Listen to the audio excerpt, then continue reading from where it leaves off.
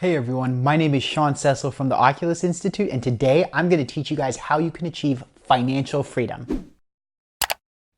Okay, so I often get the question, I just want to be financially free. I just don't want to have to worry about money, etc., etc., etc. And that is, of course, a natural human impulse. The thing is, most people they don't really have a good concept of what financial freedom is. So today, I want to give you some new definitions. And this is my terminology, so different people may use different words from this, but I want to present to you guys a mental model of different ways to look at where you are on the financial scale, and more importantly, how to go up each rung of the ladder. So we're going to start at the bottom. The bottom of the financial scale is where you're living paycheck to paycheck. You're barely getting things paid, you're barely getting by, you somehow managed, you're surviving, as it were, right? And this surviving can take the form of, buying enough food to eat and being homeless, or having a house but, being deep in debt, or whatever it is. Regardless, it's something where you are in this fight or flight survival mode where fundamentally you're triggering all of those panic responses, all of those survival responses, all of those primitive, animalistic, I've got to do this to get by responses, right? That's the lowest level. So we're going to call that financial poverty. So if you're in financial poverty of any kind, before you're able to go anywhere else, you have to get out of that. You can't jump from financial poverty to being a millionaire and having more money than you know what to do with. And that's something I see a lot, is I see people who will be in that point, and they say, oh, I just want to have financial freedom. And they're trying to make a jump from this bottom rung way up to the top of the ladder. And it doesn't work like that. You have to go bit by bit. As a matter of fact, if you see people who are, for example, very poor, and then they win the lottery, and then suddenly they have more money than they know what to do with, very often they will spend all of that money and they will end up exactly where they started, sometimes even worse. The first step from financial poverty is to go up from financial poverty to the second level, which is financial comfort. So financial comfort means that you have enough money to pay your bills, that you have 1, 3, 6 months of reserves in the bank, so that if you were to stop earning income tomorrow, you wouldn't be kicked out of your house, you wouldn't be unable to buy food, you wouldn't have to worry about living, you'd have the time to figure something else out, right? So now, the way you ascend from financial poverty to financial comfort is you need to make sure that you have a skill that is valuable, that's monetizable, and normally you're still staying within the corporate structure, within the job structure at this point. You don't jump from barely paying your bills to going out and starting your own company. Because if you're in that survival mentality, it's gonna be really hard for you to actually close deals, run your own business, all this kind of stuff. You have to take that first step of getting a better paying job, making sure that you're in a professional job where you're making at least, about the median income, which is $50,000 to $60,000 a year or more, where you have some savings and where you're not in that survival mindset, where you're not fighting every moment of every day worrying about money. Because if you are, then you're not going to be able to access creativity, you're not going to be able to access confidence, and you're not going to be able to put yourself forward as a business owner or an independent income owner or a freelancer and actually be successful in that venture. So you step up from financial poverty to financial comfort. More importantly, you have now developed a skill. You've found a way to solve some problem for some person or some organization that's valuable. And this skill is going to form the basis of the next step. The next step is to move from financial comfort to financial freedom. And the difference between financial comfort and financial freedom is not necessarily in the amount of money that you make, though normally people who have financial freedom do make more money than people who don't. But the definition that I'm going to use for financial freedom is that you have the ability to generate money whenever you need to.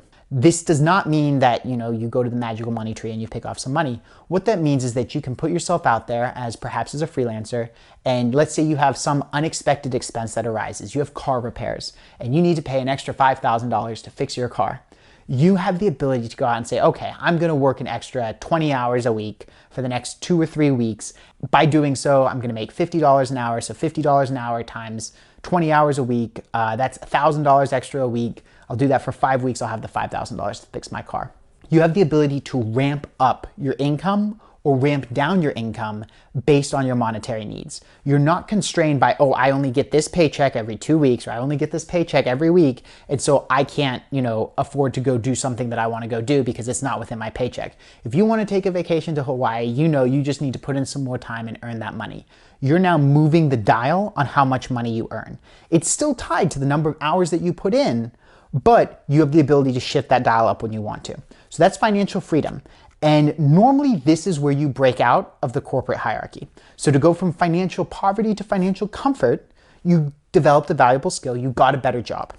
To go from financial comfort to financial freedom normally means going out on your own, because you can't go to your boss and be like, hey boss, I need an extra $5,000. Can I work some overtime? Like, normally bosses will put a cap on that. Even if you're in an hourly job, normally they'll try to minimize the amount of overtime because they're paying more for it. So there's normally a limit on how many extra hours they'll allow you to work. Whereas if you're out there freelance, if you're doing your own freelance coding or freelance consulting or something along those lines, if you're providing that service and you're your own boss and you're self-employed, then you're now able to dial up or dial down that amount. If you want to have more rest, you want to earn less money, cool. You want to make more money to pay for some unexpected expense, you have the freedom to spend that money and know that you can make it up on the back end.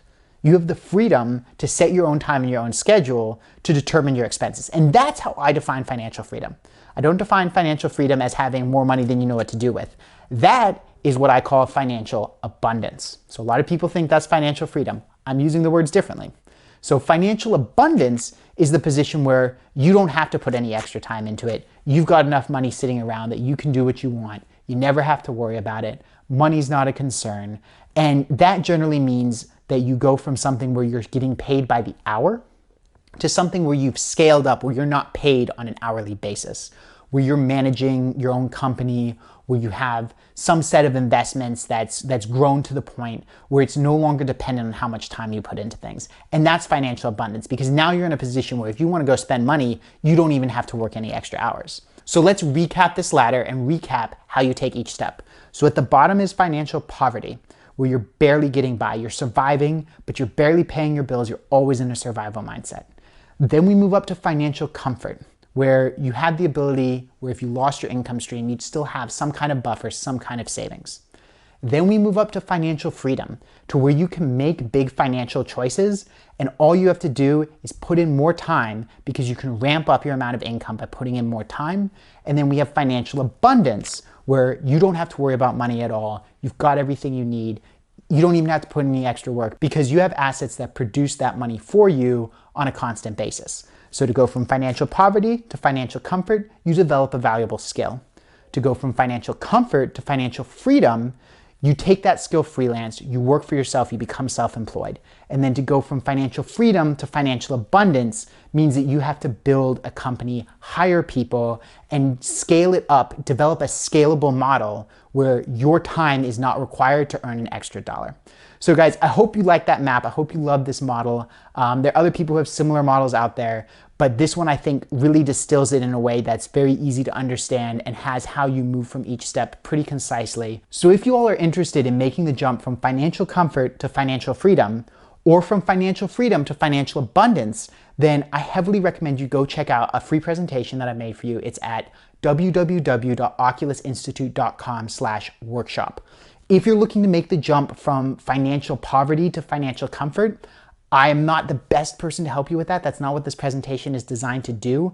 There are other people out there who are best to help with that, but if you're looking to go from financial comfort to financial freedom, or financial freedom to financial abundance, then go to www.oculusinstitute.com/workshop and take a look at that free presentation.